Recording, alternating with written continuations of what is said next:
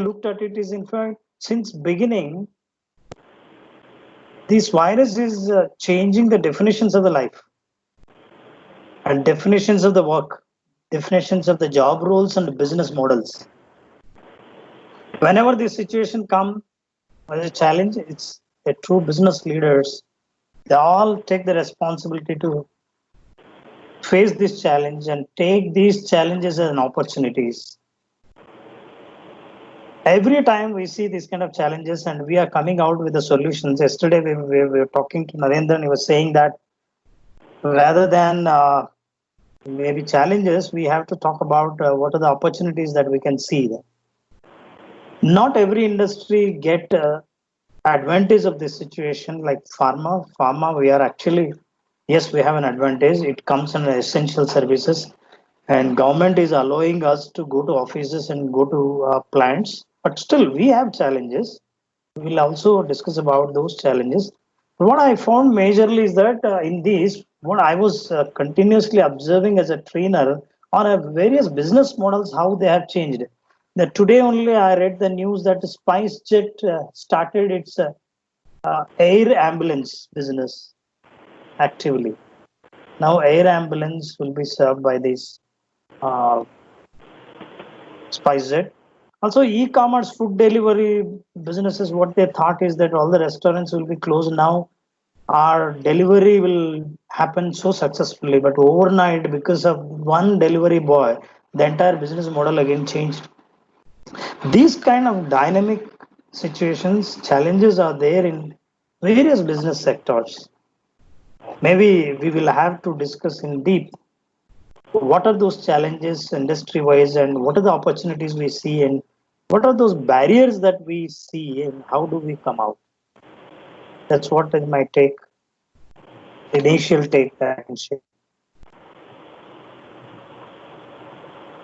Sure. So how do we take this conversation forward? So I was more so thinking we will reflect on what is it that we are seeing around us changing, possibly. So I had some thoughts. Probably I would reflect on that. On what are some of those? I think I have made a note of about 5 shifts in the world around us that I'm seeing today. Elaborate. So we probably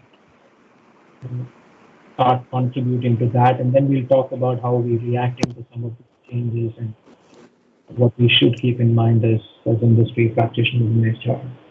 So I in my note, I think about 5 different shifts that I see. The first is what we discussed, the shift in the way we, right? Home is the new office. I don't think real estate is going to be any more a requirement for organizations to operate today. So that for me is a big shift that I really see. And what is being defined as essential commodities for life has also been changed. If you said pharma is an essential commodity and will continue to be, but some of the things that we considered as essential, I have not touched my car in the last, I don't know for how long. There is a different theory which talks about the fact that the social distancing will boost the automobile industry as well, and that's another thought process that goes in there. I think services like agriculture and manufacturing is probably gaining its lost glory today because that is the most wanted. Even if you're in the house, outside the house, you need to eat. Doctors and social workers are gaining a new momentum. So I believe there is a big shift in the way we look at the way we work, the way we operate at this point in time.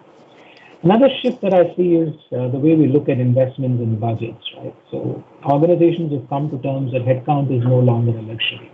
And I run a huge, shared services, technology shared services organization with multiple companies working. And now today we have started challenging the aspect of what does headcount mean to you and what is acceptable headcount, utilizations, your capacities, capabilities have started becoming bigger questions. I think many organizations have started looking at investment reprioritizations. We have started speaking on where we should be investing. Should we be investing in collaboration tools? Should we be investing in digital solutions and learning, etc. The biggest shift that we also see is on the shift on leadership today. I think leadership is more becoming focused around empathy and trust. Organizations and leaders cannot survive in today's environment unless you show compassion to your workforce. So it has become a mandatory aspect to connect with new team members. I believe leaders are doing it a lot more on virtual platforms than they would have done on physical environments in the past. I think the value of EQ is today more than IQ. Organizations have started to realize that's how it operates. I think ethics is more valuable. Organizations, the people in organization expect the business and the leadership to be honest and tell them what the consequences are, what measures are being taken. And where what also becomes extremely critical is organizations are driven to be more performance driven and meritocracy driven today. I think the workforce today has started to appreciate leaders and organizations which are willing to call out what the compromises we are making and encouraging, rewarding excellence.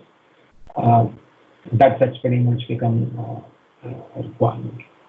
Learning world is also changing. I think we are a bunch of learning professionals today. Organizations which reluctantly kept saying digital, digital, and focused a lot more on one-to-one training are changing the ways. A facilitator is going to become a luxury word in the future. Platforms would pave way, knowledge management systems to pave way to the so-called trainers and facilitators of the future. Upskilling and reskilling is becoming a huge factor for organizations today. You've got to go to your people, assess your people for their competence.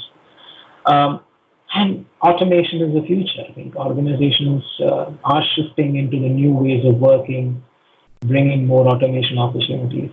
So what I really see is all of this has been ongoing conversations around us for the last decade or so. And we all felt and kept saying to ourselves that it is tomorrow. 2020 was never, years earlier when the World Environmental Forum met and they spoke about 2020 is a break-even year for the world. Nobody really meant what they said, but it just happened. So I think it has become a fast-track momentum of change. A lot of the things, a lot of the shifts that we're talking about is happening right now. And I honestly feel the world that we will walk back into a few weeks from now is not the one that we walked away from a few weeks earlier. So that's something which we cannot sort of discount. Over to you, Ram. What do you think about these changes? What are your reflections? What is in your experience?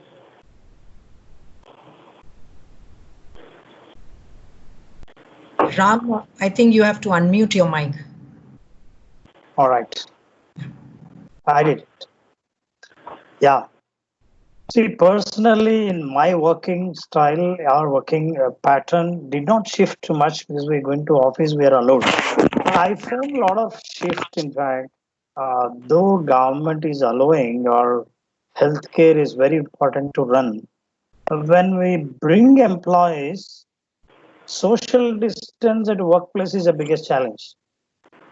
There's a big shift for HR to redefine how they work and what is the shift system, what should be the payments. And when people are not able to come due to public transportation unavailability, what should we do? There's a major shift for, in fact, I found a lot of leaders, they used to always ask manpower. We require people all the time. Please recruit, send people now. We need to train them, send them as soon as we finish training for them.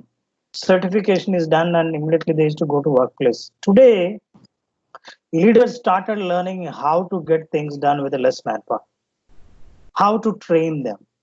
And now the shift is that you need not go to a four-wall classroom and now you can sit before the computer and you can learn. And in fact, this digitized learning is helping us to focus more on the screen and content will also be focused.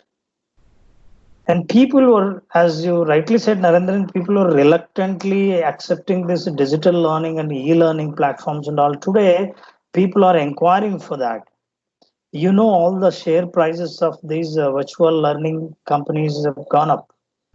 And a lot of people are coming into the market, the new opportunities we have seen. What I found is that there are, in a learning professionals, there are some barriers I found. The barriers to shift. This COVID-19 scenario, people need to come out of these barriers.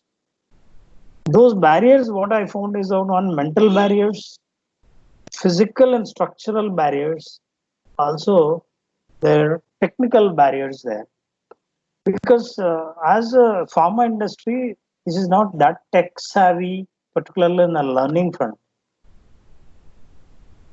And our technology, I mean, because of the data security and all, we will not allow the systems for everyone to access remotely, and work from home is a challenge. And sometimes organizations feel they don't mind even the department doesn't function or gets delayed, but we cannot give the system home. So this has been a big challenge for HR. They do not know how to get things done from home. And when you allow people to come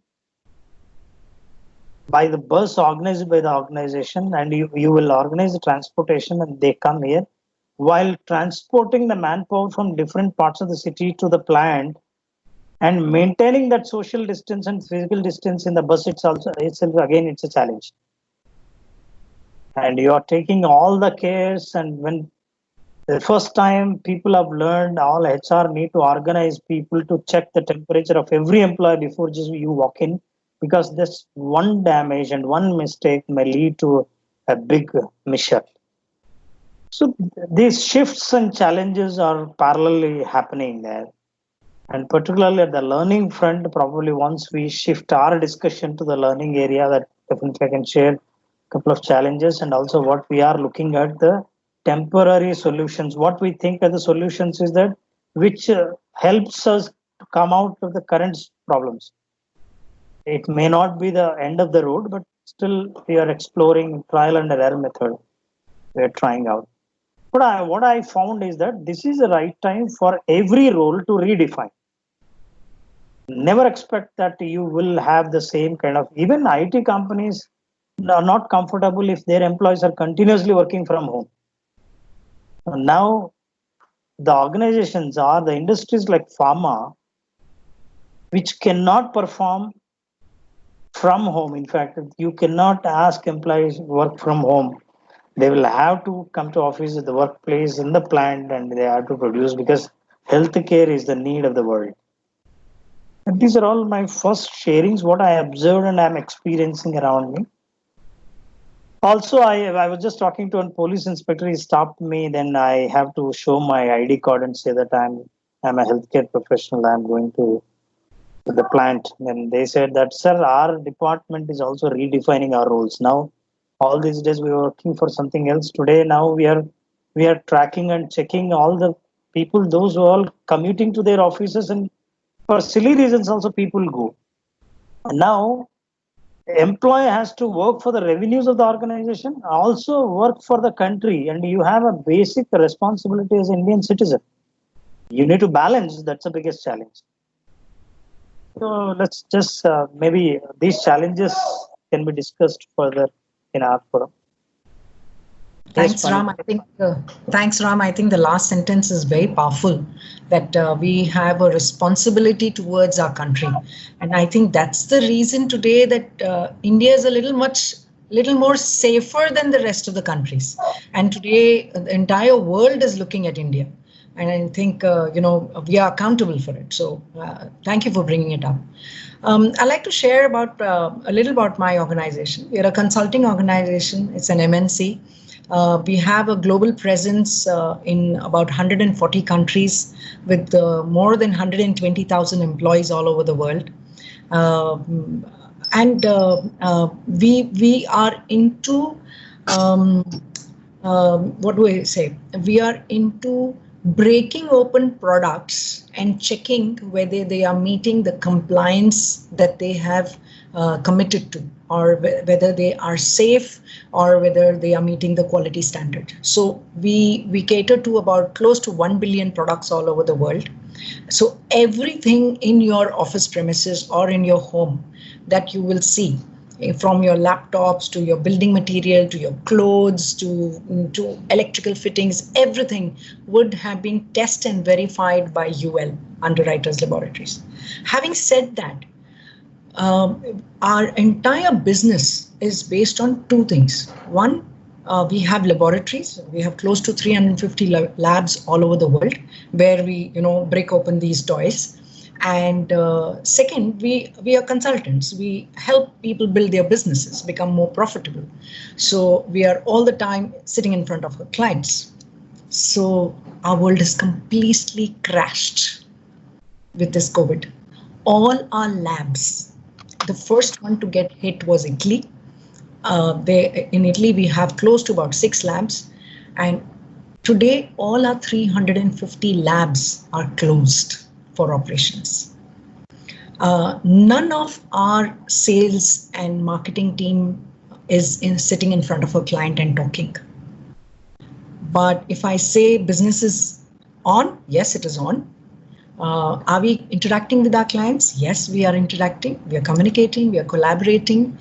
In fact, you will not believe it. Just this morning, we had a town hall, and I was sharing with the LnD team also.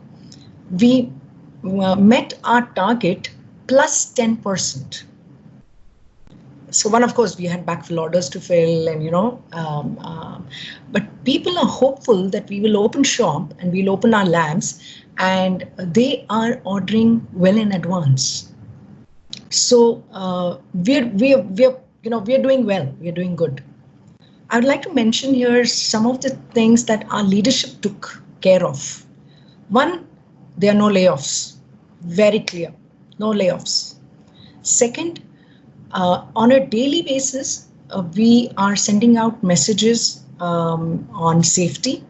Again, we have created COVID-19 response teams so that in case any of our employees are infected or affected or family members are infected, there is a response team to take care of them. Insurance has increased. Yes, of course, we have pulled back on our promotions and bonuses and all that. That's fine. But I think, like Naren mentioned, the leadership has become so close to us. They personally call us.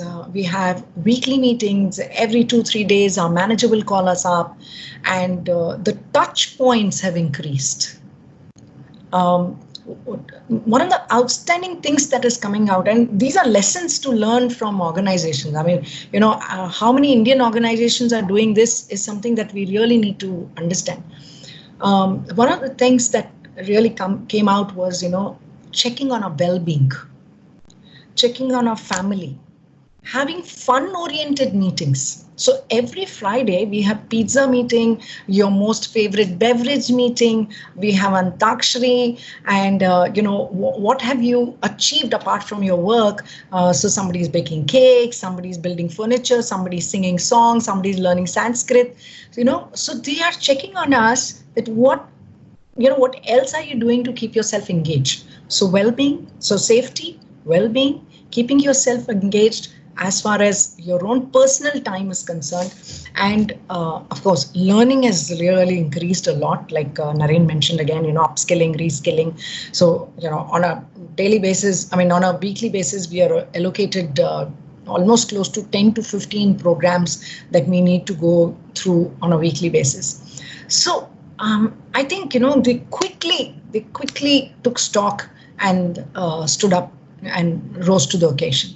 So there are a lot of thoughts that I'm leaving, and maybe we'll pick up, and we'll see how this can benefit the LnD professionals who are freelancers and who are on their own. They do not have permanent jobs, they a permanent income.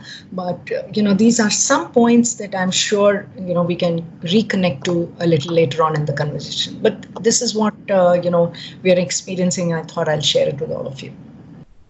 Over to you, Naren. Shall we move to challenges or opportunities? I leave it to you. Or do you have something in mind? So I would like to listen to Narendran. Maybe due to this shift, what is the impact on your profession? Also, what is the outcome? What is the performance of the organization? At large, do you feel that performance improved? People say that yes. Sometimes organizations work for 5 days, performance improved a lot. People are working from home, they are doing very well because they're happy. The work-life balance is maintained. All these things are all happening. How do you experience them?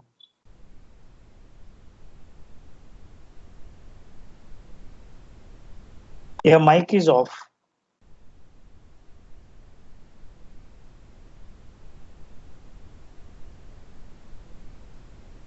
Sorry. I think I didn't realize I was muted. Okay. So I think there are traditional methodologies of measuring performance that organizations. I represent a combination of banking and technology. I do technology for a bank, so it's a combination of both. The traditional way of looking performance in the form of productivity, performance in the form of code quality or quality of applications and systems that you create for your customers, etc., etc. Yeah, I think we can definitely say that there has been ups and downs on account of that particular aspect, right? For example, call center as a business has had some impact purely because it is practically impossible to shift 100% of the operations onto. What has really worked is understanding and acknowledging a potential impact on the normal ways of working and shifting over to other ways of reaching out to customers. So our chat engines have become more active. Our other avenues of email, conversations, all of that has become more active. I mean, you are dealing with millions of retail customers across the globe. That becomes extremely critical. At the same time, I would also want to talk about performance of an organization on account of the goodwill, right? And the way you have kept your service levels or your service standards up, and the way you have continued to reach out to your customers, continue not just to monitor your own employees and your own business, but also the well-being of your customers. What you go out and say, so Standard Chartered did come out and announce a 1 billion package for small emerging industries during this crisis, and said how we're going to be doing sustainable finance solutions for some of these organizations, and that sort of reflects on how you look at it. We also came up with a stimulus package of over 50 million US on making things better. And I like what Vanita mentioned, your narrative and articulations that you have around what you're going to be doing for your people, no loss of income, no redundancies or job losses. Those also result in goodwill, performance around goodwill for an organization. And that is not something that we measure on a frequent basis. And that, I think, has become a lot more important. And you would see higher degrees of motivation. You would see higher degrees of contributions. Shift in a mindset. Absolutely. And I see on an average about 10 stories a week on how a couple of our colleagues have gone out of our ways and influenced a customer's life. And that for me is performance of an organization. And that has been exponential in the last couple of weeks. And on the other end, we also want to discourage this sort of careless outlook towards productivity and about contributions, right? We strongly go back to our employees and tell them that they should take their leaves. They should not cancel their leaves. They should only work X number of hours in a day. And we see people logged into systems for many hours. We go back and proactively reach out to them, because what we don't want to do is we don't want people to burn out, people to feel the fatigue, people, because it's quite possible when you're sitting in front of a computer through the day, right? And for us, we also want to discourage certain performance measures when it starts shooting up, because it has a counter impact or an adverse impact on the long-term benefit of our employees. So I think it's too early to say how the balance sheets would be, because we know the balance sheets would look different. Because many of the economies, China is undoubtedly, I would say, the largest economy, not the US, but China is the largest economy. Hong Kong is a big economy. And these are some of the countries which have been deeply impacted because of the virus. And there is no shying away from accepting the fact that it will have an impact on your balance sheets. But if your human index, or if your goodwill sheet is protected as an organization, if you have positive strides and more green marks on that sort of a scorecard, I think that's better performance for an organization, and that's something that we believe in. So we've done surveys, a couple of them, to understand how our people feel. We're not sort of backtracking our usual engagement surveys. We are doing all of that to give an opportunity for our people to say, and that for us is performance. That's a beautiful definition, Narendra. And really, the performance at the emotional level, you need not measure every performance by numbers, but the big cultural shift will also be a biggest performance shift. And probably in days to come, it will be converted into numbers too. In fact, when I talk about our training shifts, what I found, Vanita, you know very well, all TED Talks are also becoming now webinars. You know very well, TED Talks are very popular. The group of people will be sitting, and it's a closed room all around the world. These are happening, and I've seen a couple of TED Talks which are on the screens happening, and somebody's anchoring that shows. And also, I found a lot of global universities are offering courses. See, I'm just sharing these shifts for, as you rightly mentioned, there are many freelance trainers are there. There are entrepreneurs in the training business. Training professionals are there. If you observe these global universities, they're offering courses and certificates online, and you are getting that content sitting at home. It's a great opportunity. But to explore this opportunity, to utilize in right time, people have got some mental barriers that I found when I spoke to a couple of external vendors. These mental barriers are there. They are very comfortable only in the classroom when they're interacting with the students one-on-one, because that emotional exchange predominantly satisfy the trainers. Then trainer feel that yes, he is training now. These are all mental barriers. Probably they think that this is not done, I will not be happy, and you cannot finish a session in 1 hour's time.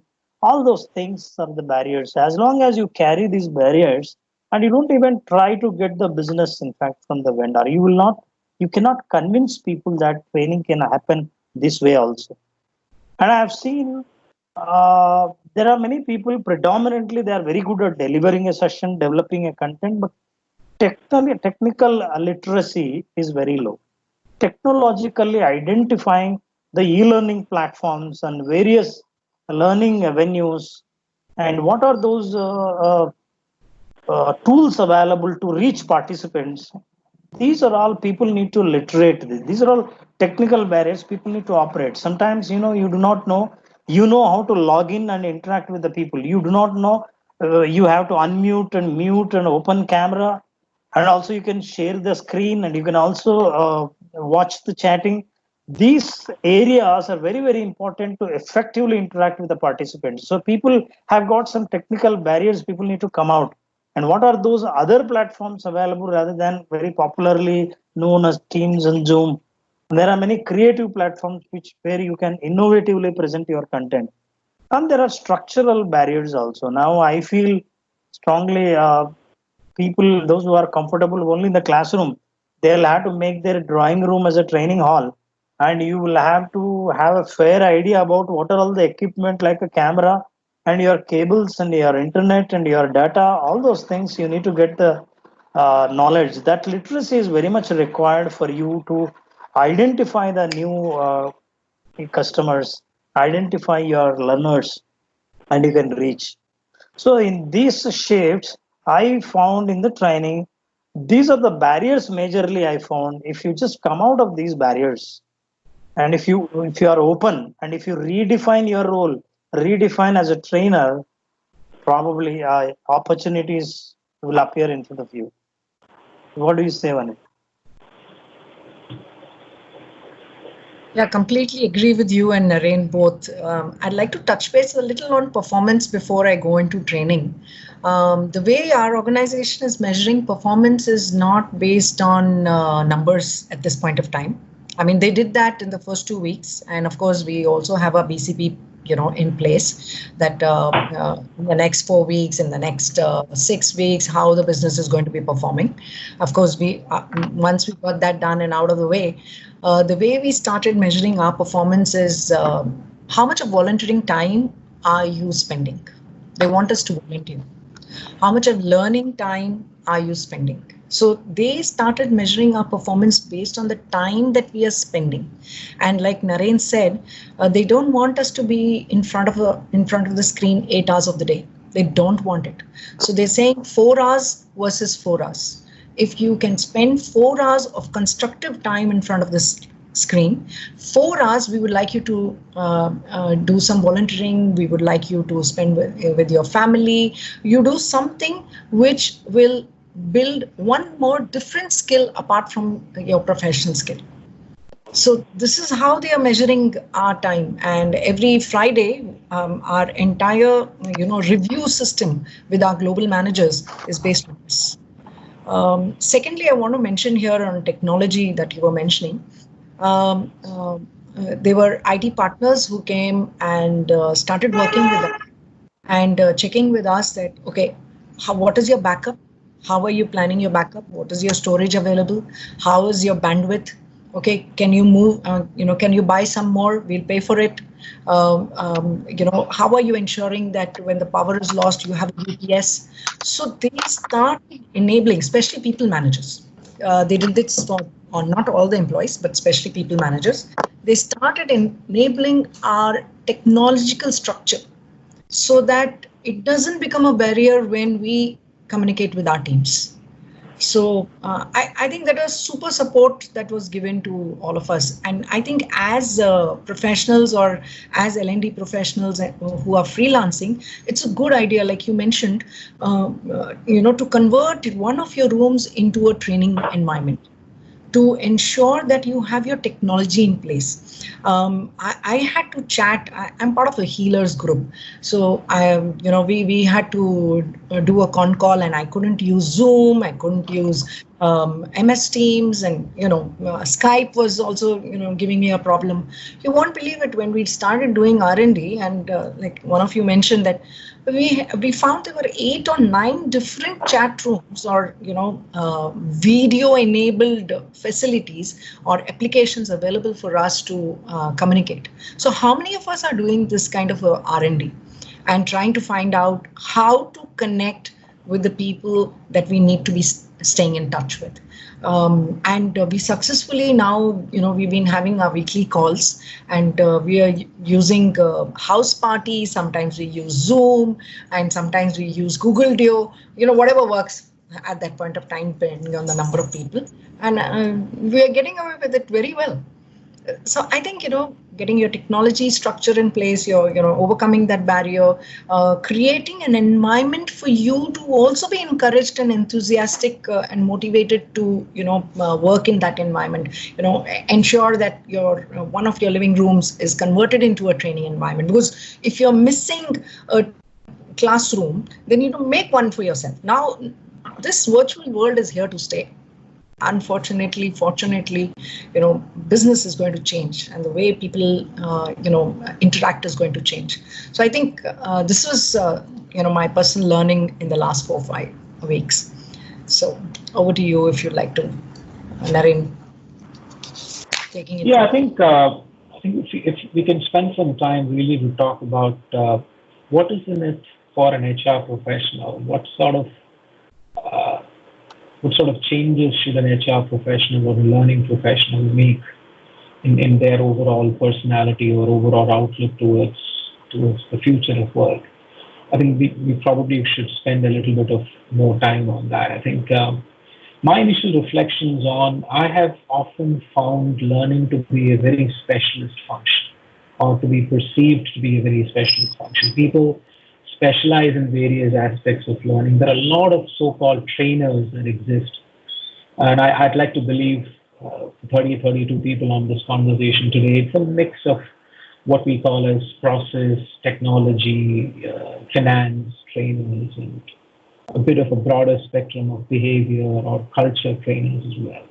I think it's important as learning professionals that we break those boundaries, because there is an external outlook that is warranted at this point of time. You can't limit. And I spoke about a bit about upskilling and reskilling, because we have a responsibility and accountability towards our business to understand what is the future, where is the future. So how do I bring in those skills and competencies in my workforce to facilitate that future? For example, if you are a technology trainer or a technology facilitator, it is important for you to understand what changes would a scenario like this bring into the programming languages or agile methodologies or the way Scrum is understood today. Because if you talk about agile teams and bringing teams together in the same premises, product owners and Scrum masters, it is not going to happen anymore, because the physical space is immaterial. So if you are an agile trainer who's preaching, if I would use a word, on how agile methodology should work, it's time for you to start thinking broadly. It's time for you to bring in that external perspective and say, how is the current scenario, how is virtual working, how is remote working going to change agile construct? And how do I identify those skills and competencies required in the so-called technologists to be able to adapt to that future work environment? I think it has become extremely important for us as HR professionals, learning professionals, to have a deeper external outlook, a deeper futuristic outlook, and anticipate the future and help, and prepare our business to the changes that comes ahead of us. So one of the big changes that I see happening in the HR professionals and learning professionals is the future outlook. It is anticipating the future skills, future requirements, and being able to create solutions now. What do you think? What are some of the things that you sort of come across as a change for HR and learning professionals? See, I take a cue, Narendran, from you is one is HR role, and also the future business. Also from Vanita, I take that R&D. See, learning professionals can do a lot of R&D, and they can customize the solution. Sometimes you can educate your clients. You do R&D, you understand what are the various ways that you can reach the learners. In fact, in my experience that we are now conducting regular basis leadership webinars, 1 hour webinar, you'll be surprised.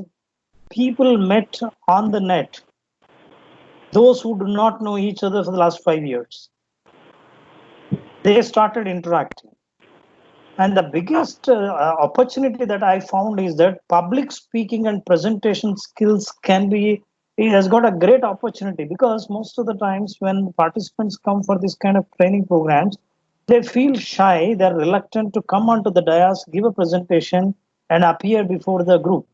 Today, perfectly adult learning methodology can be practiced here, and people are alone, they are with the system, they are safe, and they can present it, and they can see the feedback, they can alter their presentation and all. These are opportunities that people can see that.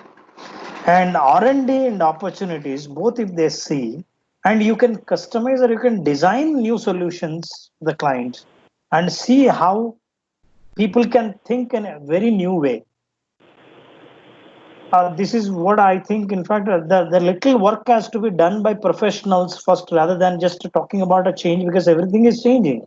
Tell me, when others, even your client is also feeling that I know that change, I'm also experiencing, how do you go with the customized solution?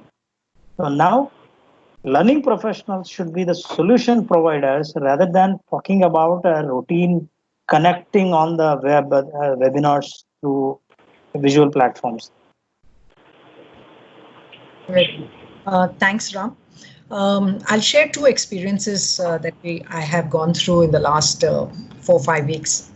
One is I got nominated by my global manager, to attend a time management program. And I'm like, oh my God, this is something that I had done in like 20, 25 years back. And I have trained people on it. And what is this all out of the blue? So it was a 90-minute session. And the girl who was taking the session is half my age, So I switched off, automatically. I switched off. But then in the 8th minute after the session started, in the 8th minute, and we were just 5 of us in the room, okay? She was the 6th person and we were 5 in the audience. And in the 8th minute, she had a question for all of us. So I had to switch on and had to answer and respond to the question. And within 15 minutes, I realized that every 7th or 8th minute, she's got a question for us. And then I said, okay, I have to keep this mindset of mine on. Otherwise, I'm not going to finish the 90 minutes easily. You will not believe it. Of course, the content was pretty fresh. And she herself had invested a lot of time, almost close to, I understand from her, she spent almost 4 or 5 days in building that 90-minute content.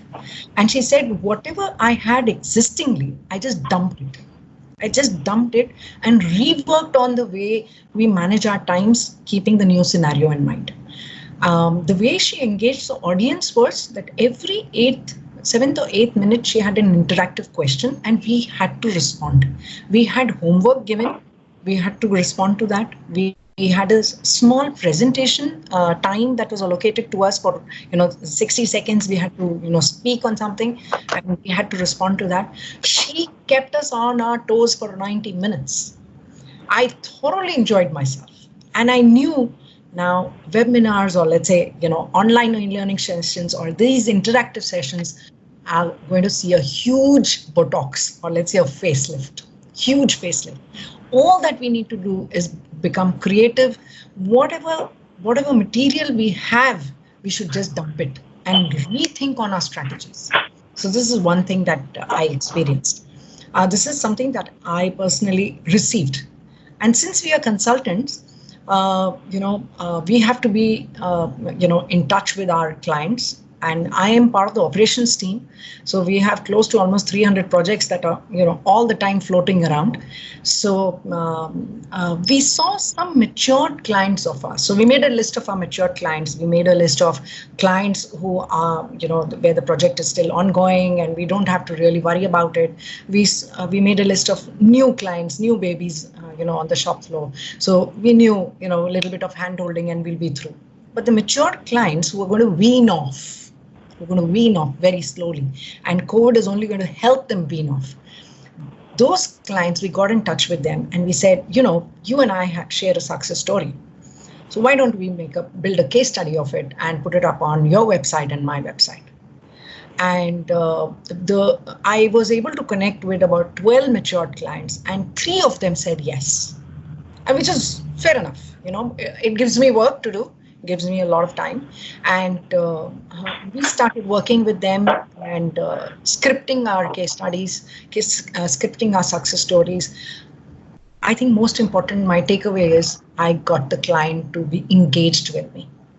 I got the client to keep interacting with me, so that whenever this COVID thing gets over, and they have new business for me, they are going to pick up the phone and say, UL is what we want to work with.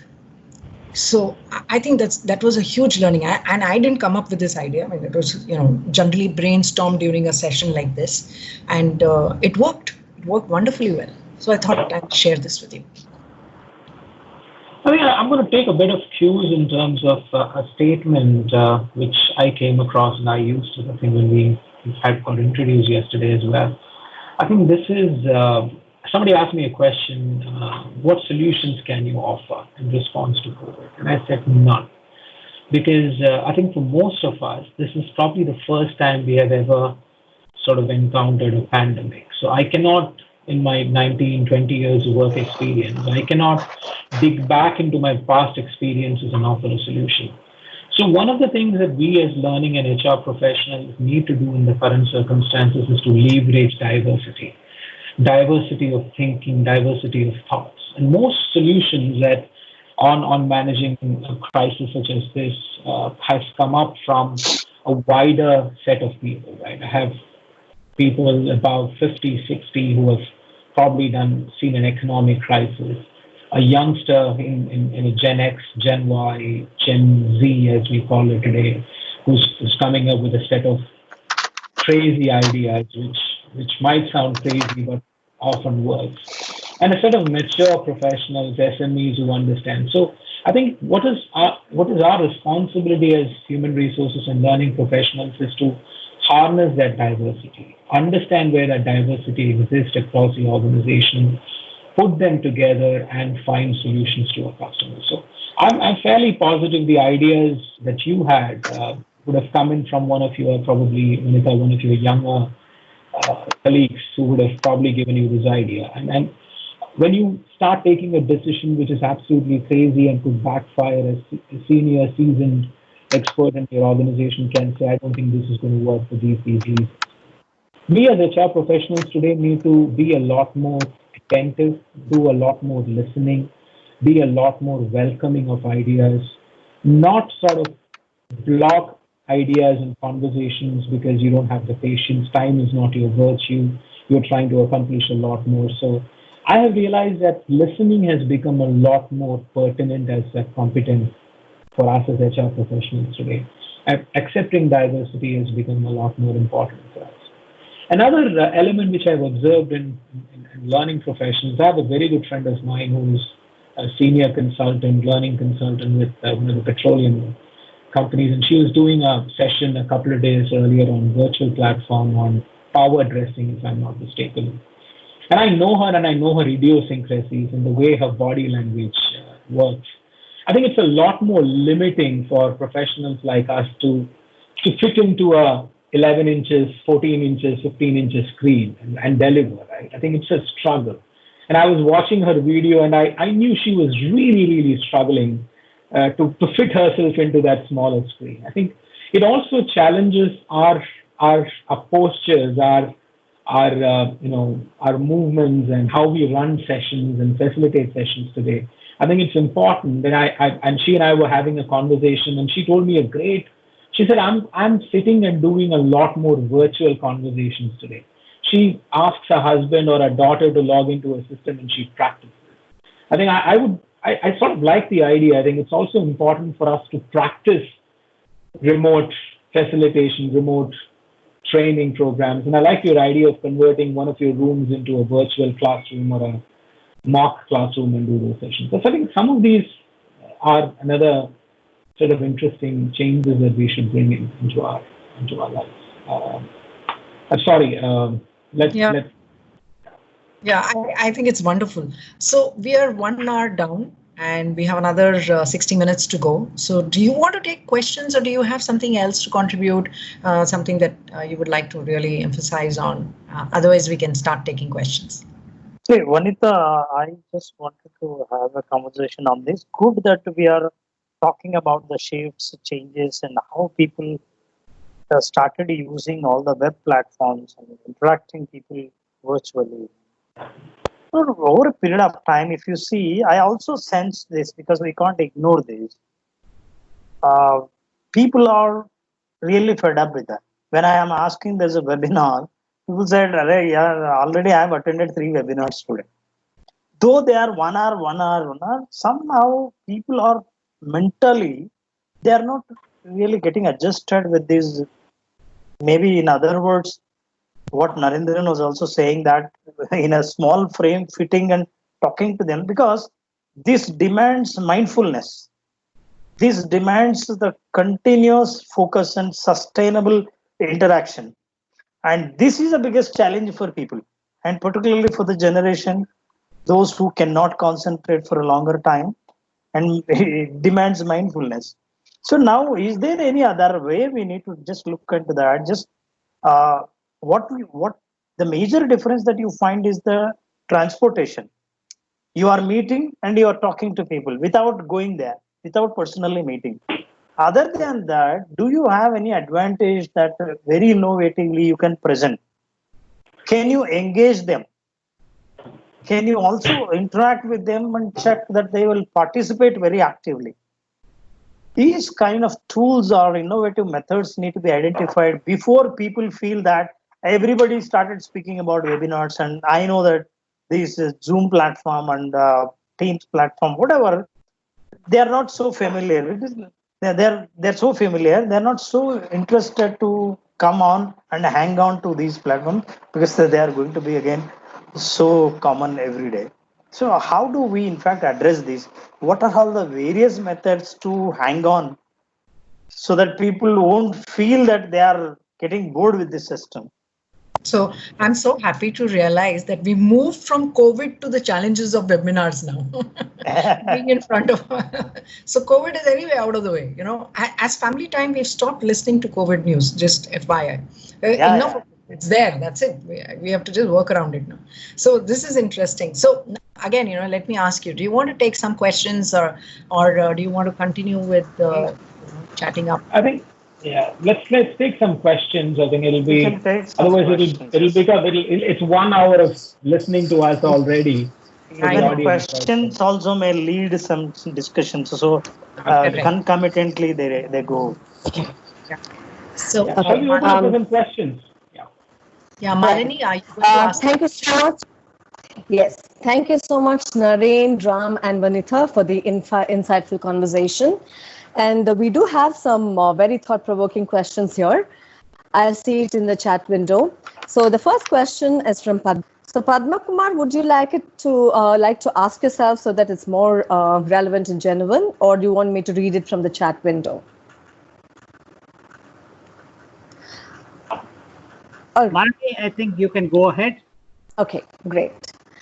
All right, so the first question from him is, do the panelists, that's the speakers, see large monolith offices getting reorganized into small distributed offices due to the need for social distancing and drawing comfort from the work from home that we have become comfortable with now? So what's your opinion? The question, I guess, can be taken by either of the speakers. I think let me take that on, because I just came out of a conversation on a big real estate. We were spending about 26 million US on a property, and we just said why. And I spoke about reprioritizing investments. I don't think the workspace is as important anymore. It's the work, it's how you get the work done, which is. So I think TCS came out a couple of days earlier and said by 2025, 75% of their workforce will work from home. I think Infy made a statement saying that they're going to look at anything between 30 to 40% of their workforce. These are large employers. TCS employs over 4.5 lakh people in India and abroad. And they are the ones who have the monopoly of large and small offices. If you get to Bangalore, every third, fourth building at once used to be one of these tech companies, right? So the conversation in the future would be in terms of how to leverage anywhere working than remote working, or than tech centers or anything of that sort. So I think how does the organizations react? I believe the moment we come out of COVID, every organization is going to look at their real estate requirements. The real estate prices, especially for commercial properties, are going to slash substantially. There's a lot of property that's going to go. And I think some of those will probably get converted. I think some of those industries which didn't have access to some of these premium centers and tech centers would probably have access to them at a much cheaper rate. So my take is simple. Workplaces will become irrelevant. Work will become more relevant. Yeah, I'd like to just quickly add one line on it. So we were speaking about how we are going to kind of, smooth entry as soon as the lockdown opens. So as an organization, we decided that the labs will operate first, and our offices, workmen will continue to work from home till we are completely out of this threat. So only our labs will be operating. So this itself shows a transition in the way we are approaching this problem. I just wanted to share what is our current practice. In fact, in Padma Kumar's question, what I see, one keyword is the social distancing. What we did is that we broke our employees into 3 segments. The one segment will work from home, and the other 2 segments will choose whether to come morning shift or evening shift. And in fact, where the 20 people were working on one floor, now only 6 to 7 people started working. So social distance is maintained by giving them choices of the shifts. This is what is the current practice. Padma Kumar, I think that will address your question. Yes, it does, sir. Thank you. Yes, there is a continuation to Padma Kumar's question. I guess it's addressed to Naren. How would banking sector cope with a work from home centric future? That's a continuation question. Is that right, Padma Kumar? Yes. Yeah. Okay, banking is an interesting business, right? Banking has traditionally, when I went to a bank for the first time with my father, I met the bank manager.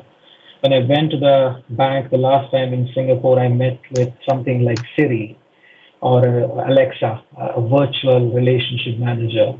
So the way the banking, with or without COVID, the way the banking looks today and looks tomorrow is going to be different. I remember when I was in Hyderabad, when I started my career, walking into a bank every month to cut out a DD to pay for my education loan.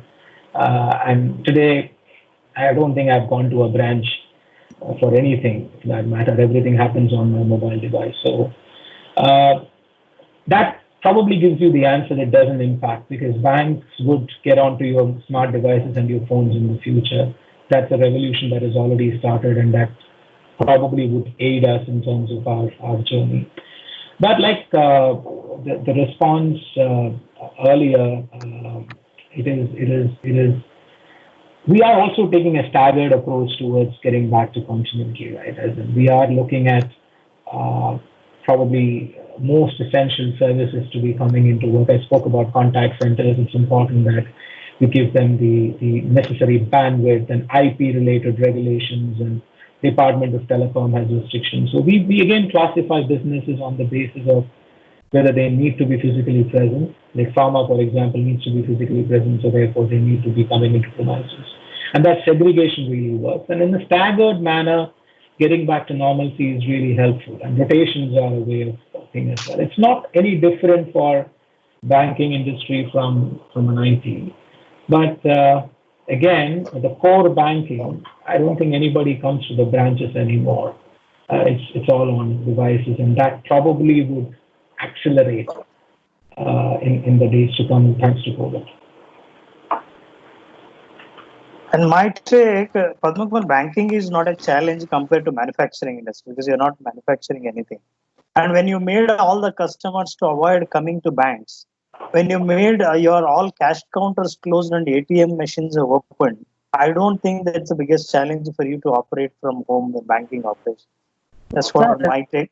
I do not have any ready-made solution, but maybe future. Just a thought, sir, that there is the customer-facing operation of the bank, and then there is the back office staff operation. The customer interface is increasingly becoming digital, increasingly becoming online. I'm just looking at the huge numbers of back office staff in banks and the back office operations that they are doing. Just as you mentioned that for the pharma sector, there is a problem in terms of allowing people to work from home. I kind of sense that the back office operations of the bank as well would have security concerns in allowing people to work from home. That was the basis of my question. Right, so I think it's an interesting point that you spoke around security, on cyber security, and that's a very pertinent point in COVID, right? As in, my next door neighbor is a cloud expert. He's one of my childhood friends as well, and I see him continuously working from morning, like 8 in the morning to late nights, because organizations are exploring cloud. Organizations which are averse towards what we call as public cloud, there is private cloud and public cloud, and people who shied away from your Amazon Web Services and Azure platforms are today making inquiries on the platforms because they want to move cloud. See, historically, when you go and ask something, say, can I do this? And the answer that you get is no. because no is a safe answer, no is a conservative answer, no is a risk free or a less risk answer. You don't have a choice to give that answer anymore today. So your question around back office today, 90% of my back office operations, 90% of my back office operations happen from home. It's happening from Mylapore, from Gachibowli. I've got folks sitting there as well in Hyderabad. It's happening from some of the homes. I don't have any office premises there. And we have proven that it can be done, and it can be done quite securely. So traditional thought processes will get questioned. Cloud would become a new reality. Cybersecurity will become more relevant. And today we are very, very careful and very, very clear on the fact that the skills that will last the test of times are your cyber, your cloud, your containers, your DevOps. Some of those skills are here to stay and more relevant in the days to come. So I hope that answers your question. It's not difficult. Traditional thinking is not going to help us where we want to get. So people will take more risks. Yes, sir. Thank you. Okay, there's another question from Suman Rangabashim. So the question is, how will performance be measured in the near future? So it could be addressed by any of them.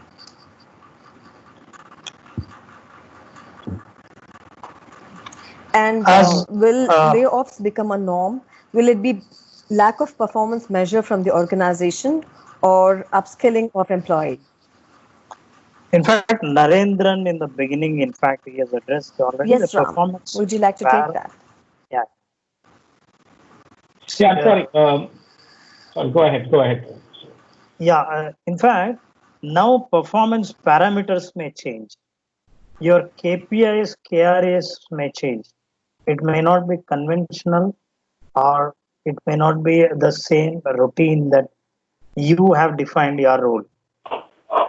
Performance measurement could be sometimes a little of subjective too. How and what are the changes that you brought into your department or organization? And how well you shifted your mindset and your department from the crisis to the situation of solutions. That could be, in fact, the factors of the solutions. Of course, no doubt, there will be some roles and some departments become obsolete, those who cannot prove that they are relevant to the situation. So this is the time, if you can redefine, I'll connect to the previous question of Mr. Padma Kumar. You say that if in banking, people can develop their expertise of data security, cyber security and all, there are more jobs there, those who work, and you are redefining your role, and earlier banks might have not seen this role as so relevant and important. Today, it's very important. I have seen 2-3 mails in my mailbox that cyber security companies are coming in marketing their products and their expertise. So you will have to redefine your role and prove that you are so relevant to the situation. Only KPIs will change. Can I add to this, please, Malini, if it's okay? Absolutely, Vanitha, please. I am looking so forward. thankful we will be doing away with the bell curves and the 360s and the yearly performance.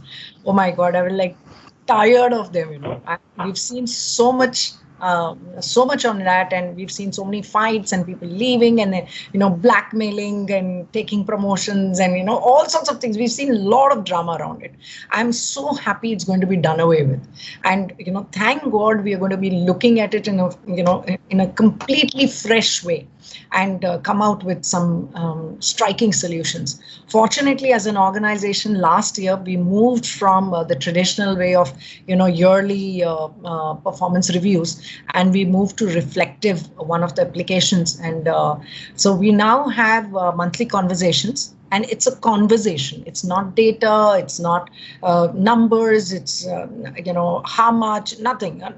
It's a conversation and it's feedback. That's it. So all of us were trained on the application. All of us were trained on how to coach our team members, especially the people managers. And we just record the conversation. And we record how our team members are engaged, Of course, we keep in mind that, whatever projects have been allocated to them, they have completed. We keep in mind how the customer is giving feedback to our project managers, and we give a little, I will not say weightage, but we kind of applaud the team member that, very nice, we received a good mail from the customer, from your client, that's fantastic. So we record our conversations, and based on the engagement, we recognize their effort for the year. So we have monthly conversations around it. And the best part is, it's not the people manager's accountability to initiate the conversation. It is the employee's accountability to initiate the conversation with their managers. So I think that's a huge shift, and we are just continuing with that. It's working with us very well. Especially in this crisis, it's working very well. And I think there is one element of the question which actually spoke about redundancies and job cuts and all that, right? As in the compassionate articulation of leadership and organizational culture is when you go and safeguard and protect your employees during a crisis. So I think most of our organizations have come out and said we're not going to do anything drastic. But let's also be conscious about the fact that this is business, right? And all of us are in there is X amount which gets pushed into a business and Y amount needs to come out, and that's the whole equation. So I don't think I think it is unfair to be letting organizations maintain the same position and stamina for a longer duration. I think it is our accountability as people, as employees, to do what is needed to help the organization strive through. So our ability to find innovative ways of producing more, of doing more, of contributing more when COVID gets over, or even when COVID sustains, and understanding the organization's position, not letting rumors come through. All of that is extremely critical as HR professionals, learning professionals, and above all, employees. While the organization needs to be empathetic to us, we need to be empathetic towards the organization as well. I think very well said. Yeah, very well said, Naren. I completely agree with you. And see, when they're supporting us now, there will be a payback time, and we will have to pay back full and square. No, very well said. So that was very, very informative, all of you. Thank you so much for answering that. And Suman, I'm sure it has been answered. There's another question from one of our participants, Dinesh. So he says, now with virtual training, there is a challenge in measurement of the implementation phase of your learning. So what would be your thoughts around this? Anybody, it could be addressed by any of the speakers. Can you elaborate a little on implementation phase? So Dinesh, Dinesh, you might want to unmute yourself and. Yeah, hi. Hello. Dinesh, please unmute yourself. Yeah. Hello. Yeah, we can hear you. Dinesh, we can. All right, wonderful. So my question was around the phase 3 of Kirkpatrick's model, where you actually, where participants actually implement the learning in their day-to-day work. Because when we had the traditional method of training, and we could actually go on to people's respective workflows and actually have a chat with the manager and the participants to find out how they're measuring that and seeing how that can be tracked. Now, since this is online, there's always a good to have program and there's a must have program. So your good to have programs, maybe you can just do with a level 1, level 2 sort of measurement, but your must have programs, it's always nice to have a level 3 and if possible, a level 4 measurement. So with regard to having a level 3 measurement, how would we go about doing it now in this virtual medium?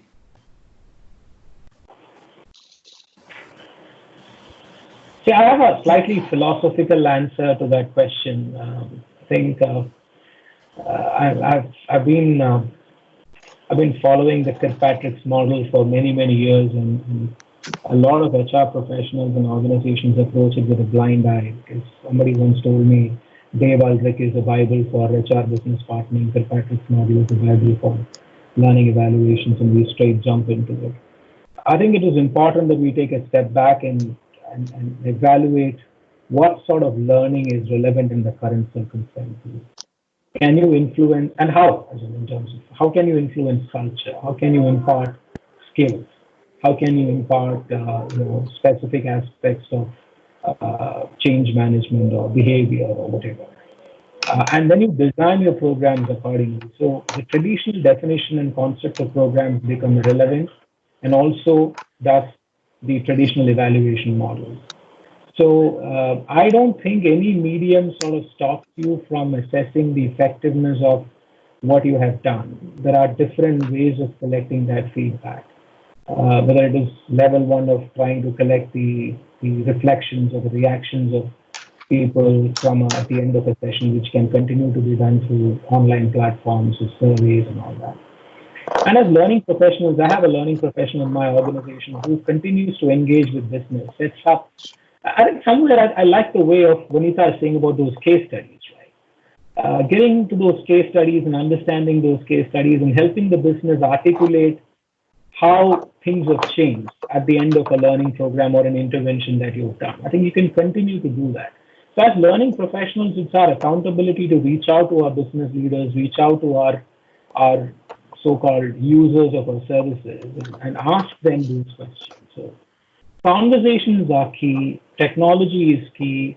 You may not really be able to get into a workflow and understand evidences of how things have improved, but the reality is that the actual work is still happening in some format or the other. You just need to change the question or change the way in which you ask the question. You would still get the answer. So the reason why I said philosophically is because I think it's not Kirkpatrick's that is relevant anymore. Yeah, the concept is relevant. You need to find out the efficiency or effectiveness of your program, but you should ask it differently. Set up meetings, write your case studies, have some of these conversations, let people dial into Conference Bridge and share their reflections from multiple ways. Sorry. Yeah. See, can I take this question, Dinesh? Yes. In fact, Yeah, what Dinesh by and large is asking is, how can you measure the transfer of learning at workplace? Am I right, Dinesh? Absolutely right. Yes. Yeah. See, in fact, measuring that level 3 is nothing to do with the virtual training. Whether it is a virtual training or the classroom training is the same, but how you transfer, now you are asking measuring. I feel it's a lot more easier now than the earlier time. Because earlier people used to measure level 2 by the test, the knowledge test. So you will conduct a pre and post test and you measure their learning. Now, because of this virtual learning and your interaction with the participants, you can even follow interview method. By interviewing, you will understand how much knowledge they gained and how are they going to implement. And you can also immediately bring his reporting officer online, and you can also ask him what is the major change that you have observed. And it's a lot more easier for a trainer on the spot to check whether his training or learning has been converted into a behavioral change or not. I feel now this will really help. In fact, you triggered me. I'm trying to, in fact, devise a method how I can measure level 3 through this. Thank you so much. It's my pleasure. Great. Dinesh, I'd like to add in my 2 cents as well. I like to take Naren's route of being philosophical. I think it's time to dump Kirkpatrick. It's ancient, and I feel, I must tell you my personal experience. I was, in love with level 3, in love. And I only focused on level 3. I never focused. Also a challenge. Yeah. Because I always felt that if we are taking the money out of the pockets of our promoters, we need to ensure that the employees show the ROI.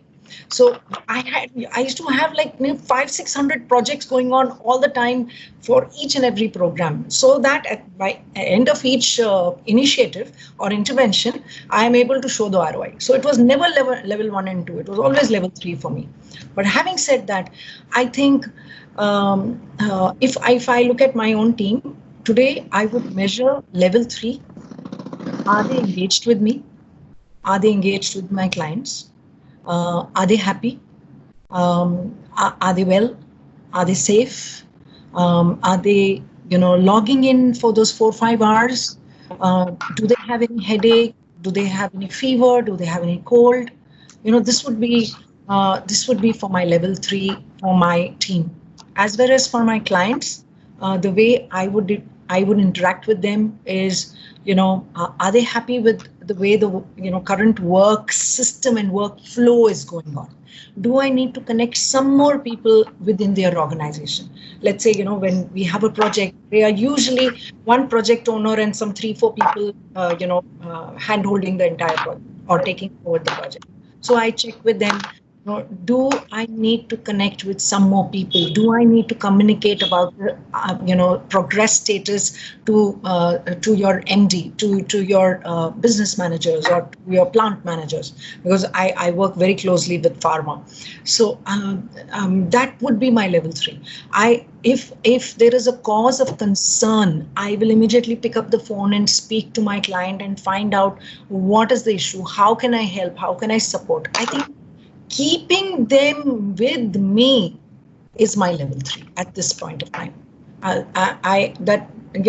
long as my projects are going smoothly and there's no client pain, I'm happy. I think that is my ROI and I would have achieved it. So completely, I think more empathetic, more well-being is how I would like to approach level 3 in these tough times.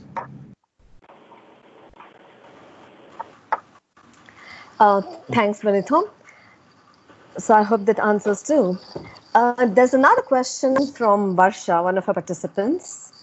And she says, there are a lot of organizations likely to project great losses.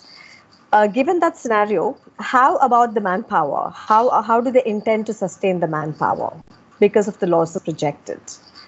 I think it can be addressed by any one of the speakers. So Narendran question. Yeah, I think. Giving you the tough one. No, it is. I think probably the person who asked the question also understands the response, and it's an innate fear that all of us have, right? As in, how will our organizations, how will the industry survive? I think the magnitude of the problem is different for different industries. I had a friend of mine doing a survey a few days earlier, and he came back and said times are going to be extremely challenging for airline, for hospitality industry, for hotels, for movies. So a lot of the things that existed as luxuries and the necessary evils, as I would call it, as would all go through a difficult time. And probably what we also realized, that's where the crazy money was. That's where the bulk of the high-end expenditures were being made at some point in time. I think what will be the impact on manpower? I think we will have to wait and see. I think we are preempting solutions, not probably accepting or acknowledging the fact that we are still in the crisis. We are not out of the crisis. We are a few more months, if not, from getting out of this crisis. There is no way escaping COVID unless a vaccine is invented. It will continue to emerge in different pockets. I think Ram probably would agree with me as a pharma specialist. A vaccine is a solution to it.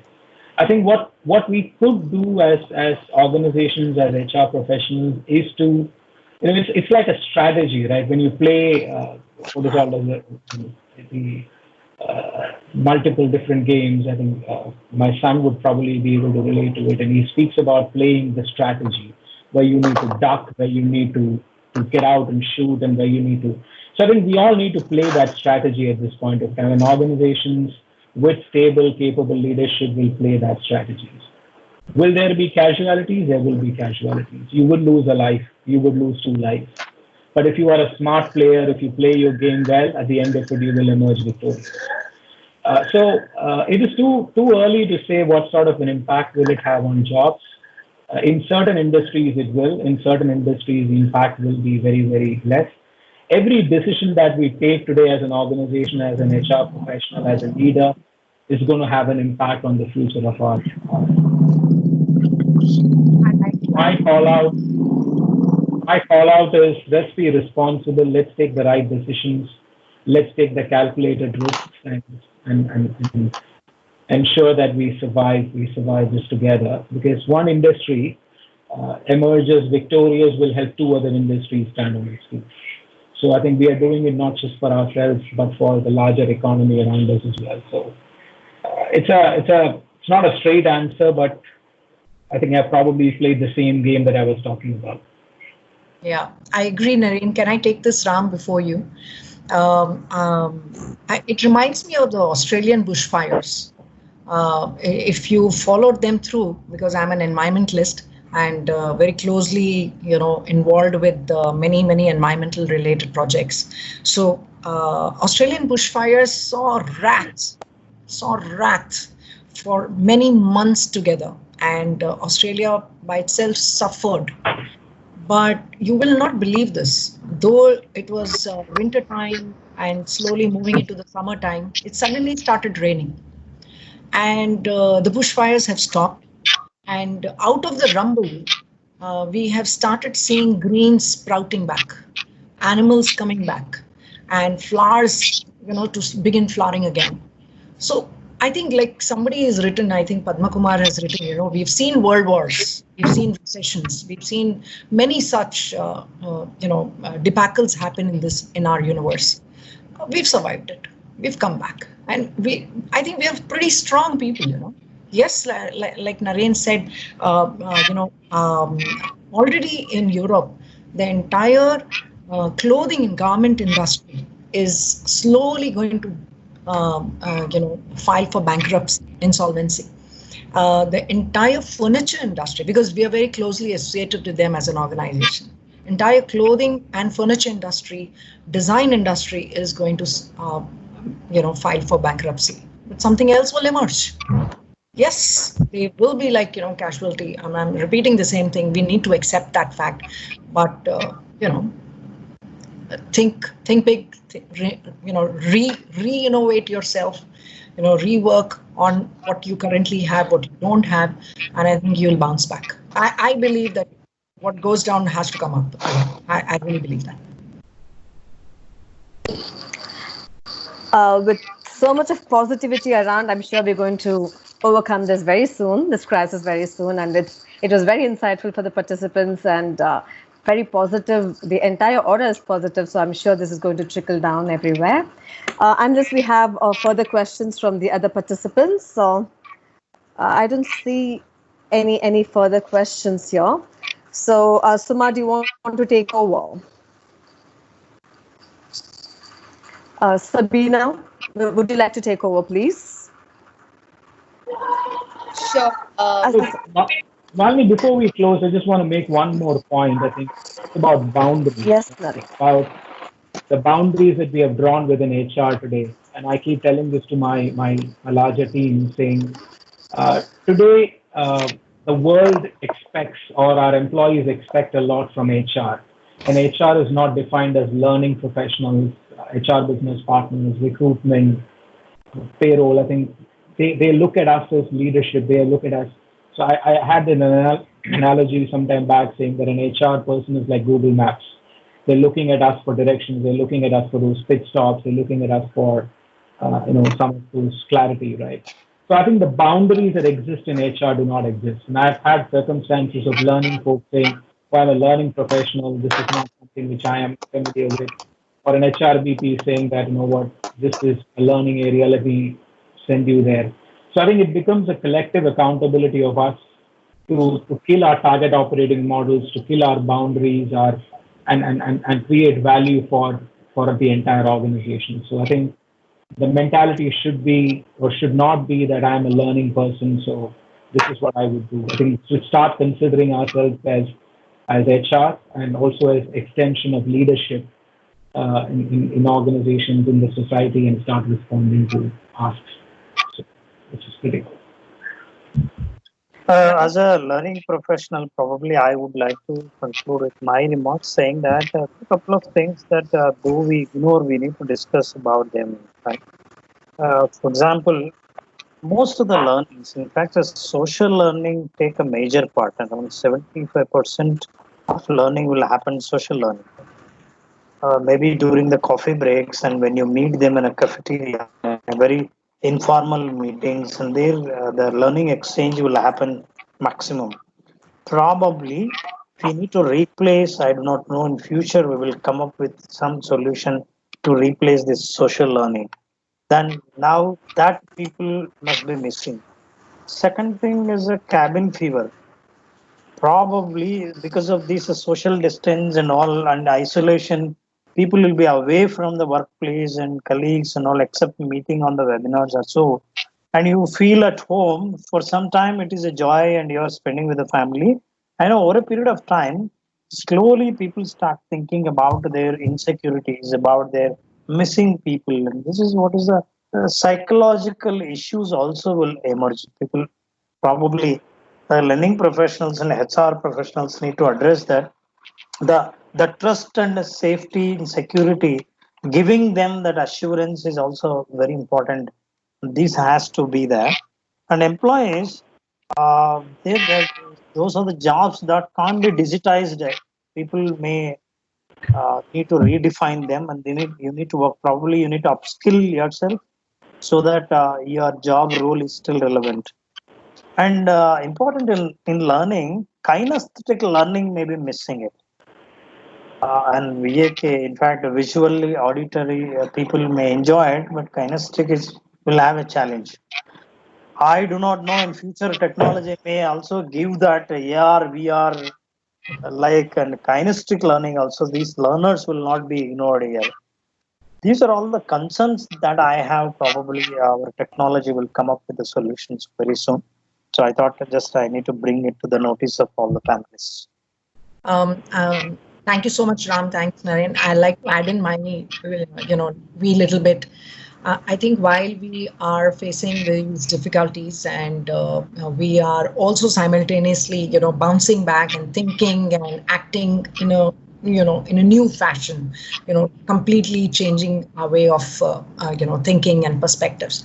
So while we are doing that, I think there's a huge opportunity that I am seeing for our learning professions, and I like to leave that behind. You, me, and Naren, Malini, this entire team sitting here today is passing. It's the new millennia, which is, forthcoming and, slowly going to come up. And who is this new millennia? I think it's time we look at them. We've been looking at them for a while now, but then, in this new situation, we look at them again. They are the ones who want, instant gratification. They are worried, how come the world has not been able to solve this issue? It's almost 4 weeks. It's almost 3 months. So, they are the ones who are not mentally stable like you and me. We were very quickly, as a family also, we noticed as a family, within 1 week, we were out of it. Fear, panic really didn't affect us. But I've been speaking and interacting with some children in my complex and my community, and I see they're like restless. So I think as learning professionals, this is a great opportunity if you can come out with certain learning programs and some interactions for them, so that one, they become resilient, they become mentally stable, they're engaged, and they should survive this.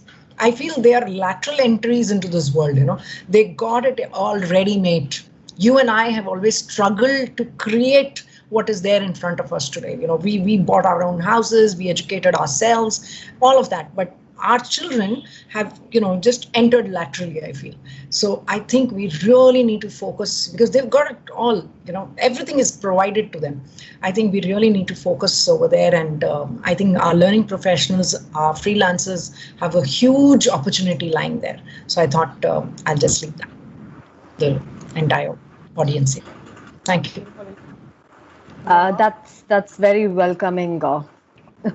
Malini, can I have a So, point? Yes, Tirmal, please. Yes, Tirmal, please. Well, Ram, Jaladurgam, Vanita, and Narendran. Fantastic show. I think a lot of insight. I really enjoyed thoroughly listening to three of you. With reference to Ram, Ram, are you able to listen me? Mr. Ram? Yes, I'm able to listen. I'm able to follow you. Yeah, with reference to kinesthetic experience during trainings, which you have mentioned a while ago. If you really see these tools which we are operating, either it's Microsoft or even Zoom, there are breakout rooms. There are different channels which we can make them. When we really do the breakout rooms and assign the rooms to participants, and when they go back and discuss, and there's a lot of kinesthetic experience which comes in because there are select few, maybe 4 or 5 people in a group. There are multiple groups which are created. Give them a kind of a topic and agenda. They discuss in their specific rooms and come back to the main channel, and then they start presenting them. So while they're put into those breakout rooms, they experience a lot of familiarity, a lot of interface between 4 or 5 people who can sit up and discuss. So I think I found that this kinesthetic factor is addressed in that activity. That's what I just wanted to bring to your notice. Tirmal, this Yes, sir. kinesthetic I was speaking about with reference to the social distance. You will not have a second participant. No. What I'm saying is, in a platform like this, I'll paraphrase myself again. Instead of having a monologue, one-to-many monologues, like if you are as a trainer or as a faculty or a speaker, if it's just one-way traffic, then there is a kind of a boredom there. So particularly if you can bring in this participative approach, engaging approach, perhaps that's one way of engaging the participants, and therefore there is a space and room for them to discuss, to deliberate, and come back and present. So that actually brings in a kind of a sense of participation and sense of engagement there. So there is some amount of kinesthetic element in that. What I'm going to say is that. Thank you so much, Tirmal. Thanks for bringing My pleasure. My pleasure. Thanks, Tirmal, for the inputs for people who are not very familiar with the breakout areas in the Zoom call or in any of the virtual platforms. So that's going to be a learning for the other facilitators as well who might want to go and explore a bit on that. Yes, over to you, Sabina, unless we have any further questions. Thank you, Malini. I think I should thank everybody for coming online. Ram, thank you so much. Vanita, thank you so much. And Naren, I see him off camera, but thank you, Naren, if you're still on the call. I think what I liked about this entire discussion was it came out as a very open and an honest discussion, and I'm happy that you shared your apprehensions, your thoughts. And all three of you come from, like, one of you comes from LnD. We've got Naren from the HR and Vanita from the operations side. So we've got a good discussion going on there from all perspectives, all the three perspectives, and I see a lot of avenues have kind of opened up, and I like what Naren also said, that we need to think of solutions. So while we also wanted to think of prospective solutions for the HR and learning community, I think what's come out strong is that we need to step up and become the solution providers for the community, the industry as a whole. So thank you for your time and your insights, and we shall continue to have this conversation going. Thank you all. Great. Thank you, Sabina, for this opportunity. Loved working with all of you. Thank you so much. Thank you so much. Thanks, Ram. Thank you, Thanks, speakers. Naren. Thanks, Vanita. Narendran, thank you so much. Thank you, everyone. Thanks, Naren.